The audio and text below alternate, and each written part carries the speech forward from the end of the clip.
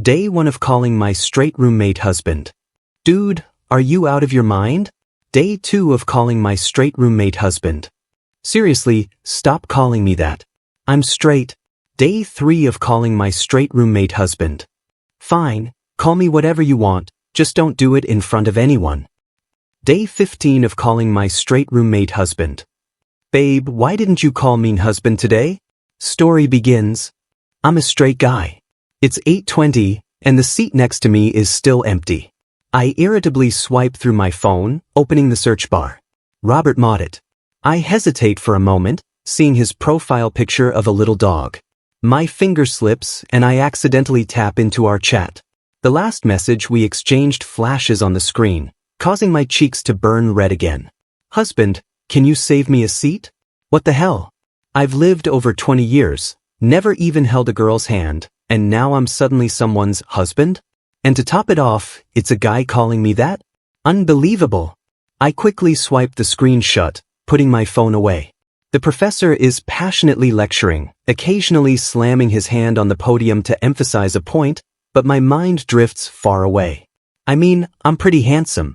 And I'm not just bragging, girls have confessed to me all my life. Well, a few guys too. But I've never dated because I'm saving it for that one special person. I'm all about pure love. Yesterday, a guy even confessed to me. Robert Moddit saw the whole thing. I rejected the guy right away, but he wouldn't give up, leaning in to steal a kiss. I was so freaked out, I felt every hair on my body stand up. Dude, I'll never like a guy. Ever. Just give me a break, okay? I kept backing away, and then I ran for it. On my way out, I grabbed Robert, who happened to be passing by, and vented to him. That was terrifying, Robert. Please don't tell anyone I got hit on by a guy, or I'll never live it down. But Robert wasn't in the mood to comfort me. He walked alongside me for a bit, his face expressionless, before mumbling something about being busy and disappearing. He didn't come back to the dorm until 11 at night.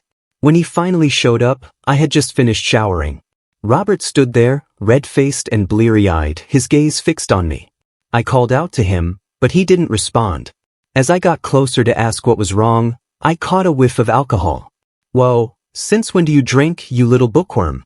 Are you out of your mind? I waved my hand in front of his eyes, teasing him. Then, out of nowhere, Robert grabbed both of my hands, his palms warm, and leaned in to plant a soft kiss on my lips. Husband. It was so soft. I froze in place. My hand, the one he held, started sweating uncontrollably. Maybe the air conditioning set to 18 degrees was still too warm. Husband. His voice echoed again, sticky and sweet in the silent room. I swallowed for the 6th time, finally finding my voice. Robert, like guys? You've got the wrong person. I awkwardly tried to pull my hand away, but Robert, drunk and stubborn, wouldn't let go. His blank stare was fixed on me, and he just kept repeating that word, husband. I'm a straight guy. I've never been in a situation like this before. My scalp tingled with unease. I don't even remember how I got him to bed, but by the time I lay down, Robert was tucked into his own bed, breathing softly. I, on the other hand, tossed and turned all night. At 6 a.m., I gave up on sleep, went for a run, showered, and left the dorm early, anything to avoid looking at Robert's bed. But at 7:50, I got a text from him, and when I read it, I started questioning my own ability to understand Chinese. Husband, can you save me a seat? Why can't I make sense of those first 2 words? Shouldn't he be sober by now? What's going on? What's going on? Oh God, does Robert actually like me? The thought nearly made me jump out of my seat in the middle of class. Luckily, I caught myself, keeping one hand firmly on my leg. One hand? I slowly turned my head and found Robert sitting right next to me, smiling. Husband, thanks for saving my seat. For the first time in my life, the chair beneath me felt more like a bed of nails. Robert had clearly just showered. The faint scent of soap kept drifting toward me. I instinctively held my breath and buried my head in a book, pretending not to hear him. But to my horror, Robert seemed completely oblivious. He leaned in even closer, his arm brushing against mine as he whispered, Husband? I gripped the pages so tightly they crinkled under my fingers. Husband, why won't you talk to me? Robert's voice softened to a whisper, and he dragged out the last syllable in a way that sounded almost like flirting. The girl sitting in front of us must have heard something because she kept glancing back, her eyes darting between me and Robert with growing curiosity. She even leaned over to gossip with her friend. I couldn't take it anymore. I looked at Robert, finally losing my patience. Stop calling me that. I'm straight. Okay, maybe I snapped a little. But can you blame me? What straight guy could stand being mistaken for gay? How am I supposed to get married if people think that, right? But honestly, I didn't mean to be harsh with Robert. I noticed his face faltered for a second. He blinked a few times, then shifted his gaze away, his lips pressed together in silence. Was he mad at me? That doesn't make sense. I'm the one who should be angry. Are all gay guys this unreasonable? That class felt like the longest hour of my life. When the bell finally rang, it was like music to my ears. I wanted to say something to ease the tension, maybe even invite Robert to lunch, but before I could get the words out, he jumped up and left, leaving my hand awkwardly hanging in the air. I scratched my head. I'd heard gay guys are more sensitive. Did I really hurt his feelings? This was probably his first time coming out to someone, right? Even if I didn't like him, I shouldn't have been too harsh. The more I thought about it, the worse I felt. Watching Robert's retreating back, I became restless and quickened my pace to catch up with him. I grabbed his wrist. Hey, sorry if I came off too strong earlier. I didn't mean to be mean, it's just that I'm straight and, calling me that is. Before I could finish, he cut me off. No worries, husband. I didn't have time to correct him. I was too focused on the way his eyes crinkled when he smiled, searching for any sign of hurt, but then he lowered his gaze, avoiding my eyes altogether. Thanks for saving my seat today. How about I treat you to an escape room tomorrow? See? He's still upset. Otherwise, why wouldn't he look at me? Those dimples of his usually appear when he smiles, but now they're gone. I hurried to match his pace, not wanting things to get awkward between us, and agreed, sure. Even though I'd already made plans to play basketball with my friends tomorrow, that didn't matter. This would be the first time Robert and I hung out alone. Even though we lived in the same dorm, he never quite fit in with the rest of us. Robert was fair-skinned, delicate-looking, and spoke softly with endless patience, a complete contrast to our boisterous, rough group. With the other guys, it was easygoing. Whoever acted up got a face full of my sweaty shirt. One time, I accidentally tossed it onto Robert's head. Watching him frown and hand it back to me, I was so embarrassed I wanted to crawl into a hole. For some reason, I was always more cautious around him. I didn't want to offend him. Husband, this is my first time doing an escape room. I'm so nervous. Robert stood in front of the mirror, applying sunscreen. I leaned against the doorframe, waiting for him. I was just about to correct him again, threatening, if you keep calling me that, I'm not going. But when his bright eyes met mine, I hesitated. No one else was around. What's the harm? So, instead, I ended up saying, just don't call me that when we're out. It might give people the wrong idea. I instinctively straightened up, waiting for his reaction. He gave a soft "oh," sounding a little deflated as he mumbled, got it? I almost felt bad and nearly blurted out, you can call me that in private, but thankfully I stopped myself just in time. After all, I'm straight. But Robert, for all his quietness, had an unexpectedly small courage. That was the thought running through my head when he wrapped his arms around my neck, clinging to me for dear life, his face buried against my chest. His face was still flushed when we left the escape room. His breathing was ragged, and his hair was slightly mussed from rubbing against me. His hands trembled as he clung to my arm, saying, you scared me so bad, husband. The words of comfort stuck in my throat as I awkwardly patted his back, my hand hovering uncertainly. After a moment of hesitation, I gently rubbed his back, murmuring, don't worry. We had dinner together before heading back to the dorm. It was nearly 9 by the time we returned. When Nigel Needham saw us walk in together, his face lit up with surprise. Wait, you two came back together? I don't know why, but I suddenly felt a bit guilty. I quickly tried to laugh it off and mumbled, we just bumped into each other on the way, man. You ask too many questions. As I said this, I nudged Nigel Needham forward, but my gaze couldn't help drifting back to Robert Moddett. His expression remained indifferent, but my mind flashed back to earlier when we hung out. He had smiled so openly, his eyes curving in that relaxed, carefree way that was far more animated than he appeared now. On the weekend, there was a student council dinner. I wasn't particularly excited about it, but just as I was about to slip away from Nigel Needham's grip, I accidentally caught sight of Robert's hopeful eyes. Before I knew it, I'd agreed to go. As I stole another accidental glance at Robert, noticing his obvious smile, I couldn't help but smile back. Was he really that happy just to have a meal together? Does he really like me that much? Strangely, when other guys had liked me in the past, I'd be so uncomfortable I wanted to bury myself 6 feet under. But the thought of Robert liking me? Oddly enough, it didn't bother me at all. Though, let's be clear, I'm still undeniably straight. The dinner was at a fairly nice restaurant. When we arrived, I instinctively pulled out a chair and motioned for Robert to sit beside me. To my surprise, he didn't even look at me and instead sat across from me. I paused for a moment, thrown off. Just then, Nigel slapped me on the shoulder with a heavy hand. "Since when did you become such a gentleman, pulling out chairs for me?" I laughed and tossed a playful insult his way, but my gaze slid back to Robert. He was looking down at his phone, not paying attention to anything around him. A strange discomfort gnawed at me. Was Robert purposely avoiding me? Maybe he was upset because I didn't tell Nigel we hung out together yesterday? Don't get me wrong. I might be straight and unable to return his feelings, but I thought we could at least be good friends. Who could stand being ignored by a friend? Even the fancy dishes lost their flavor. Annoyed, I stood up abruptly. "Donald, where are you going?" I didn't turn around and waved him off casually. "Bathroom?" Cold water splashed onto my face, cooling me down considerably.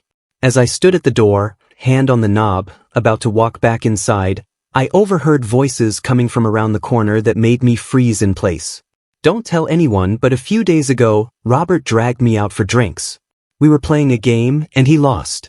The dare was to call the first person on his contact list husband for 2 weeks straight. I never thought he'd agree to such a dumb dare, but whether it was the alcohol or something else, he said yes right away. Guess who the lucky guy is? It's Donald. Can you believe it? Everyone knows he's got PTSD from all the times guys have confessed to him. I wonder if Robert's gotten beaten up by him yet. I recognized the voice. It belonged to one of the guys close to Robert. My fingers tightened around the door handle, turning white from the pressure. So, it was just a prank? Robert didn't actually like me. I should have felt relieved. But instead, my heart sank like a stone. I told myself it was only natural to feel upset after being played like that. Taking a deep breath, I composed myself and re-entered the dining room. If Robert was just messing with me, there was no reason for me to tiptoe around his feelings anymore. Even if I ignored him, he brought it on himself. Suddenly, a peeled shrimp appeared in my bowl. I glanced up, following the pale arm that placed it there, and found myself meeting Robert's gaze. His eyes were soft, crescent-shaped with a smile, reflecting nothing but my face. I glared at him, and his relaxed expression quickly shifted into uncertainty. His mouth opened slightly as if to ask, "Husband, what's wrong?" His eyes looked so pitiful. Then again, could someone really fake a look like that? No, I didn't think so. Maybe Robert was just too shy to confess his feelings outright, so he used this stupid dare to get closer to me, hoping things would naturally progress from there. The more I thought about it, the more plausible it seemed. The frustration in my chest began to ease. Even though I had no intention of dating him, I couldn't be too harsh either, right? With that in mind, I peeled 2 more shrimp and placed them in his bowl.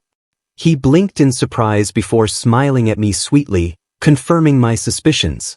I knew it. Robert was head over heels for me.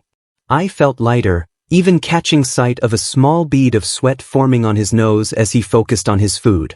I glanced at the napkin box beside me, debating whether to offer him some, when he suddenly looked up and caught my gaze. Us.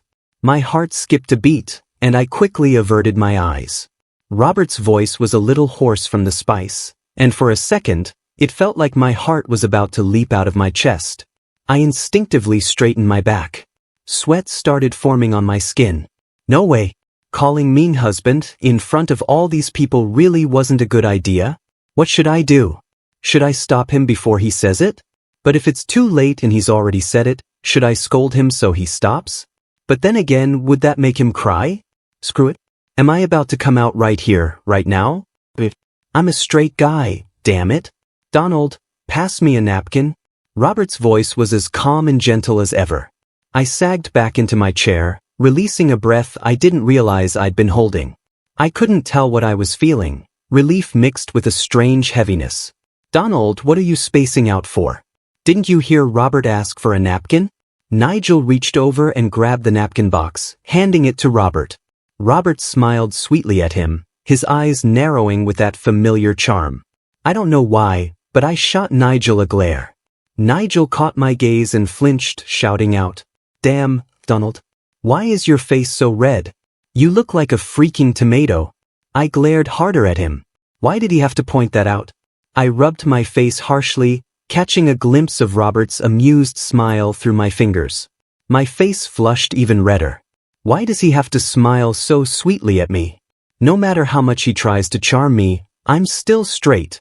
By the time we got back to the dorm, it was already late. The other two roommates had rushed through their showers and climbed into bed.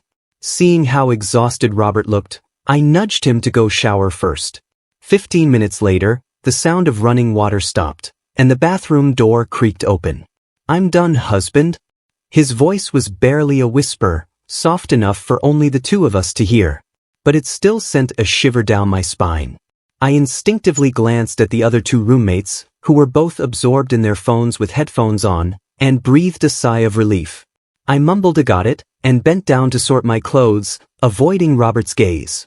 It wasn't until I heard him climb into bed that I dared to straighten up. The faint scent of his soap finally faded from the air, and I grabbed my pajamas, heading for the bathroom. But as I turned around, a flash of white caught my eye. Robert was only wearing a loose t-shirt, no pants, his long, slender legs taut as he climbed into bed, revealing the smooth curves of his muscles. I noticed a small red mole on the back of his thigh. "Holy, Donald, are you bleeding from your nose?" Nigel's loud shout snapped me out of it. I touched my nose and felt the warm liquid. Nigel pulled off his headphones, half standing as he stared at me in shock. "What's going on, Donald? What did you see that got you all worked up?" My heart skipped a beat, embarrassment washing over me as I instinctively glanced toward Robert's bed. He was already tucked in, peeking out from under his blanket with wide, curious eyes. I quickly grabbed some tissues to stop the bleeding, my face and hands smeared with blood. The thought of Robert seeing me like this made me feel even more humiliated. I bolted into the bathroom, nearly slamming the door behind me. "Just a nosebleed." I snapped at Nigel, trying to cover up my embarrassment. I didn't dare turn around, afraid I'd see Robert's amused expression. "This is so embarrassing. So embarrassing. So embarrassing." After thoroughly checking in the mirror to make sure the bleeding had stopped, I finally stepped out of the bathroom. The dorm was already dark, the lights having been turned off for the night. I moved quietly, climbing into bed, careful not to disturb Robert sleeping across from me. As soon as I lay down, my phone lit up, its screen glowing brightly in the darkness.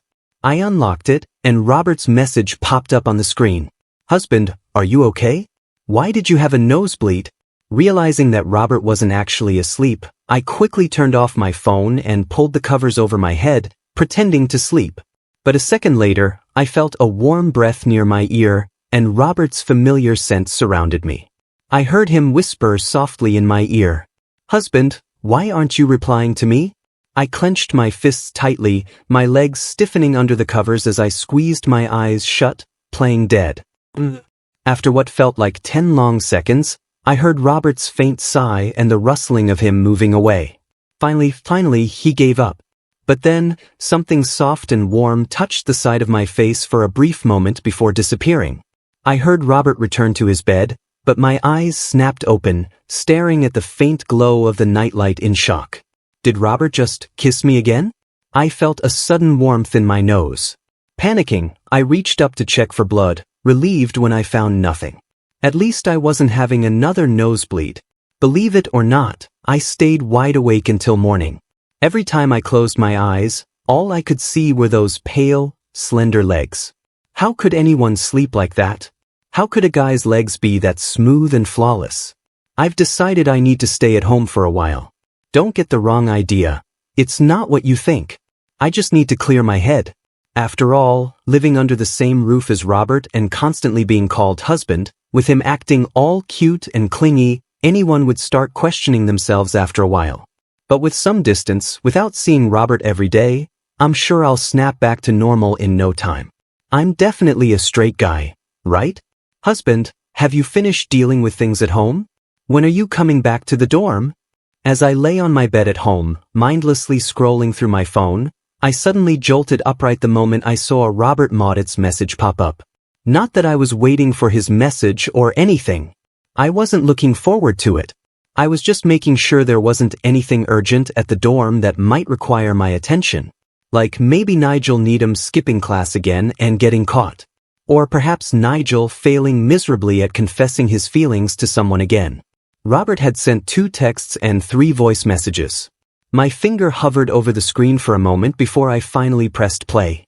Robert's soft voice filled my room. Husband, it's been 3 days since I last saw you in the dorm.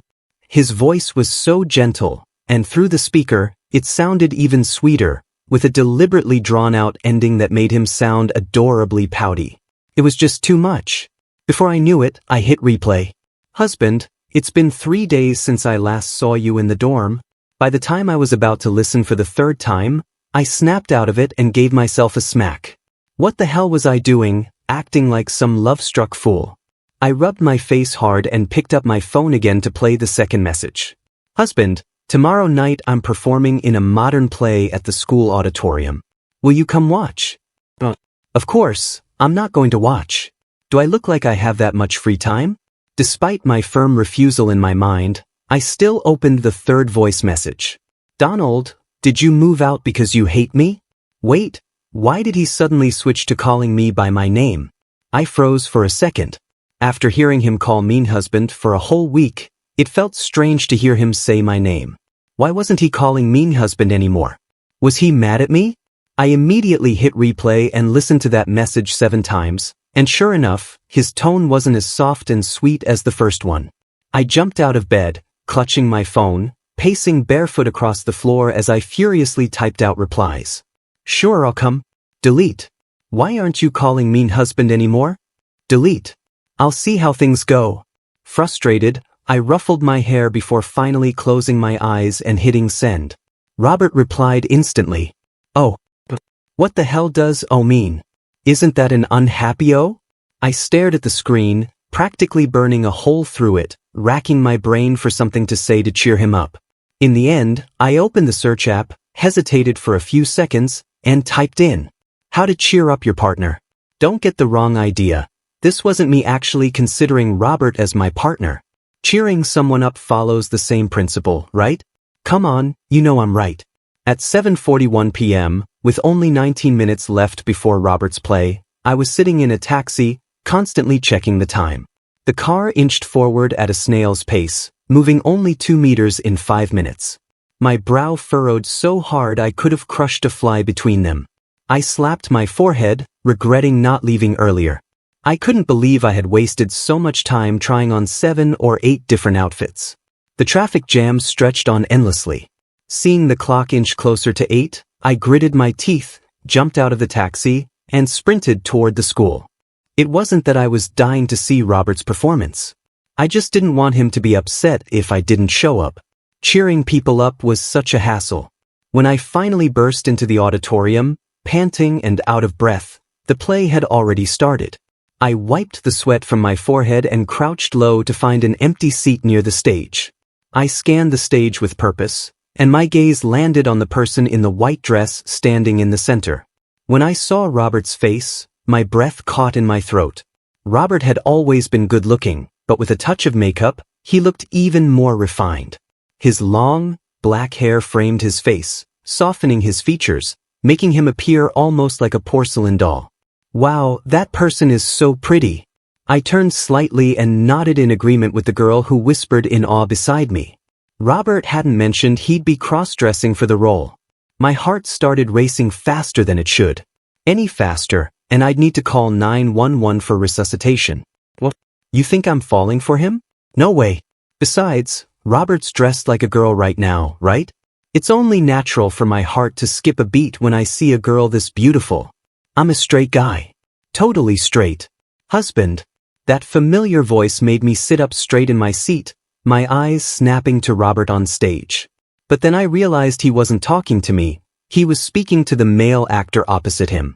Habits really are dangerous things. I almost responded to him out of reflex. My eyes stayed glued to Robert as I watched him interact intimately with the other actor on stage, hugging, holding hands, and finally, a kiss. Sure, it was probably staged, but I couldn't help clenching my fists, feeling an unreasonable sense of jealousy gnawing at me. I finally dragged my eyes away from Robert and focused on the guy beside him. He wasn't taller than me. His eyes weren't as big as mine. His legs weren't as long. His nose wasn't as straight. The guy had almost tripped when hugging Robert. If it were me, I could have carried Robert for 2 kilometers without breaking a sweat. So clearly he wasn't as strong as me either. I scowled through the rest of the play. As the audience began to leave, I stood up, hesitated for a moment, and decided to head backstage. I wouldn't be going home tonight after all. Might as well walk back to the dorm with Robert since we'd be heading the same way. That was my plan when I stepped backstage, but the sight in front of me made me freeze in my tracks. Robert had his back to me, the zipper on his dress undone almost halfway down, revealing his smooth, pale back to the guy behind him. My wig's caught in the zipper. Hold on, the guy said. He was bent over, struggling to untangle it, and after the 3rd time his fingers brushed against Robert's skin, I couldn't hold back any longer. I stepped forward and shoved him aside with a little too much force. I'll do it, I said. Both Robert and the guy turned to look at me, startled. Husband? Robert's soft voice instantly calmed my irritation, cooling the flames of jealousy that had been burning at my chest. Robert, you really can't stop calling me that, huh? Should I start calling you wife in return? The guy standing beside us, completely clueless, clearly misunderstood. I shot him a cold look. Don't get any ideas. Robert wasn't calling you husband.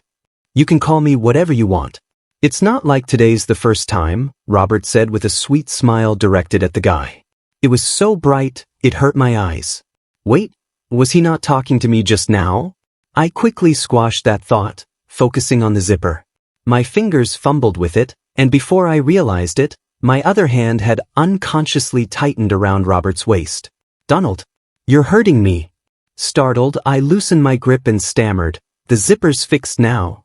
Donald Grant, why does he stop calling me husband whenever there are other people around? Am I so embarrassing? I followed Robert silently back to the dorm, staring at his back with a brooding expression the entire way. From that day on, things between us started to feel off. Every time I thought about Robert calling someone else husband when I wasn't around, it bugged me to no end. That annoying, dull ache wouldn't go away. And maybe it was just my imagination, but Robert seemed colder toward me as well. At midnight, I lay in bed, scrolling through our old messages again and again. On the first day, he called me husband 38 times. On the second day, 45 times. The third day, 26. The day before yesterday, 5 times. Yesterday, only once. Wait, if you count the time he said it to my face, that makes twice. But today, not a single time. And he's been getting colder and colder. It's only been a few days. Is he really that quick to give up? What? You're saying it's pointless for him to try pursuing a straight guy? How do you know I wouldn't bend for him? With a bit more patience, anything's possible. Even couples who get jealous go out of their way to make up with each other. Why can't Robert make an effort to cheer me up? Not that I'm jealous, of course. And no, I haven't been either. The more I thought about it, the more frustrated I became. I forced my eyes shut, trying to sleep, but the sound of Robert's soft breathing from the bed across the room only made me more restless. Why the hell am I the only one who can't sleep? Meanwhile, Robert's over there, snoring away like he doesn't have a care in the world. No way I'm going to be the one to make up with him first. Every morning, the moment I opened my eyes, I would see Robert Maudit's indifferent attitude, and it made my chest ache with frustration. So, I went back home again. I had just woken up in a cold sweat when I saw a message from Nigel Needham. My mind still lingered on the image of Robert's slender back and those long, pale legs. Annoyed with myself, I gave my face a hard slap before grabbing my phone to check Nigel's message. What does he want so late at night? Donald, Robert seems to have a fever. He asked me to bring him some medicine, but I'm not heading back to the dorm tonight. Can you grab him some fever meds if you're around? For a second, I was frozen in place. The next moment, I shot upright, barely giving myself time to change, grabbed a bunch of medicine from the first aid kit, threw on a jacket, and rushed out the door. How could Robert have a fever? He looked fine during class earlier. By the time I got out of the cab, I was practically sprinting toward the dorm. My hands shook uncontrollably as I fumbled to unlock the door. The dorm was dark, eerily quiet. Nigel and the others were nowhere to be seen.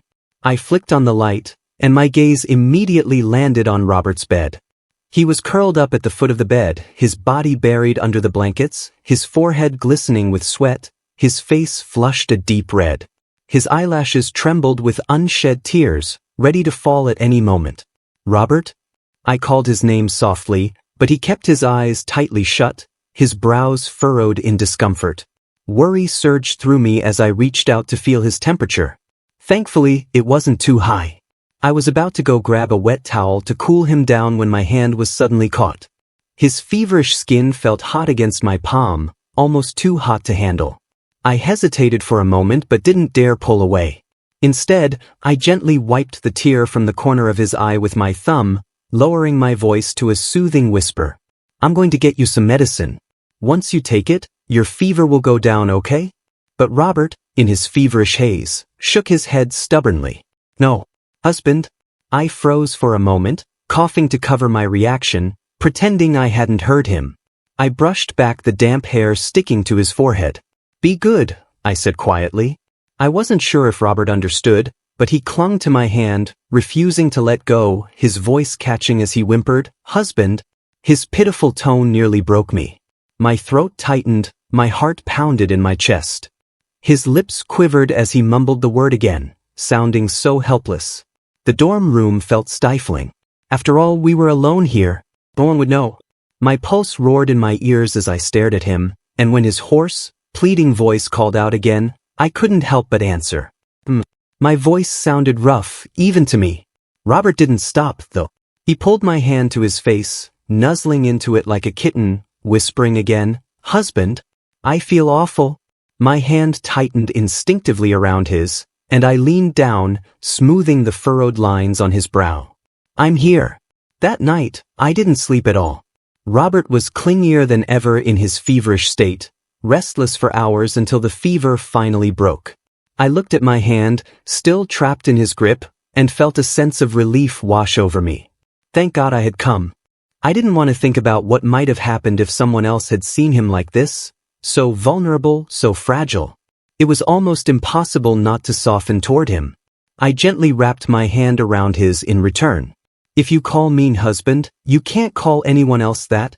The next day, neither of us mentioned what had happened that night.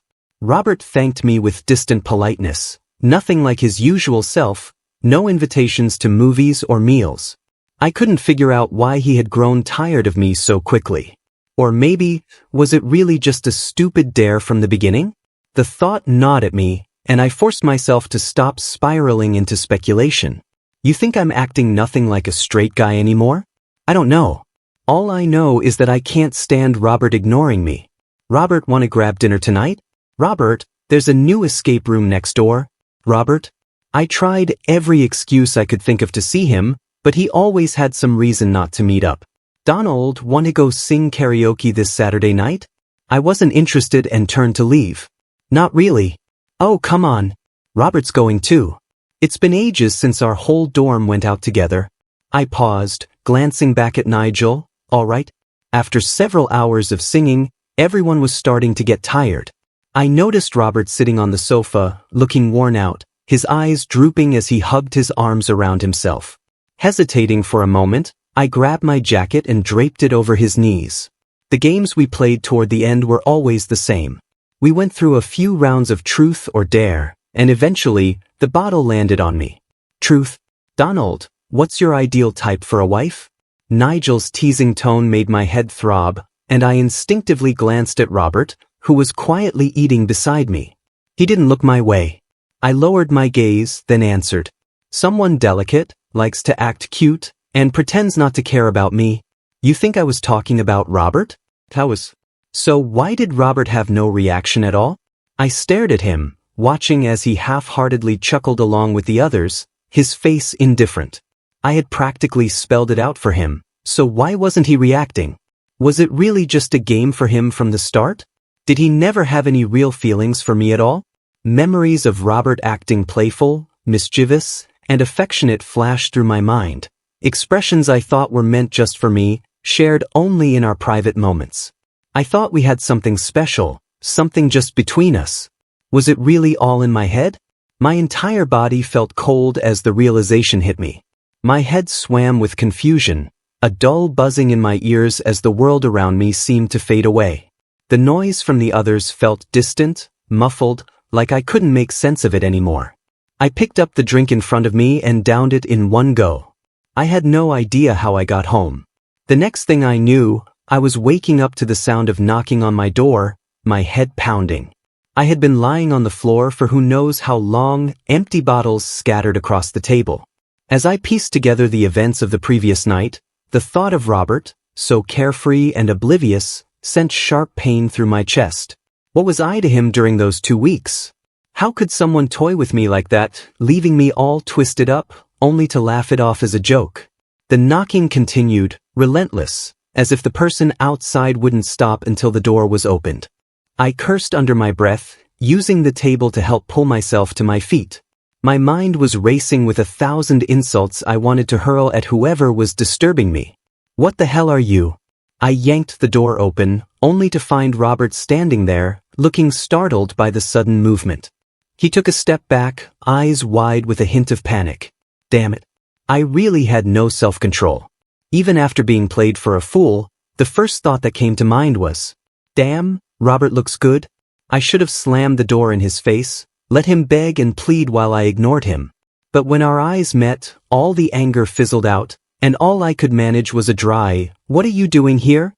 I heard you drank a lot last night and weren't seeing anyone. I wanted to check on you. Can I come in?" Robert clasped his hands nervously, his eyes blinking up at me. Somehow, no turned into sure. My head still felt heavy, like it was filled with lead. I stood there, dazed, as Robert walked into the kitchen. "I'll make you some tea to help with the hangover." Instinctively, I followed him, leaning against the kitchen doorway for support. Watching his familiar silhouette, I felt a lump rise in my throat. I must have still been drunk because what came out of my mouth next was embarrassingly pathetic. "Wife, why don't you call me husband anymore? You've been fooling me for 2 weeks. Couldn't you keep it up? Couldn't you just be my wife for real?" The words tumbled out in a jumbled mess of hurt and frustration as I stared dumbly at Robert. He turned to face me, stepping closer, but my brain had already shut down, unable to process why Robert didn't seem shocked by my outburst. "Do you know why you're the first person on my list?" Robert's warm breath tickled my neck, and I swallowed hard. "Why?" I asked, my voice barely a whisper. "Because you've always been my pinned contact." Robert looked up at me with a soft smile and a flutter of his lashes. I stared at his slightly parted lips, and the drunken haze rolled over me again. My hands were slick with sweat, and the scent of Robert surrounded me, intoxicating. I closed my eyes and leaned in to kiss him. Robert's arms slid gently around my neck as he shyly returned the kiss. "So what if I'm gay? I like Robert Moddit. What's wrong with that?" The end. Thanks for stopping by. Subscribe and hit the notification bell so you don't miss out on any new videos.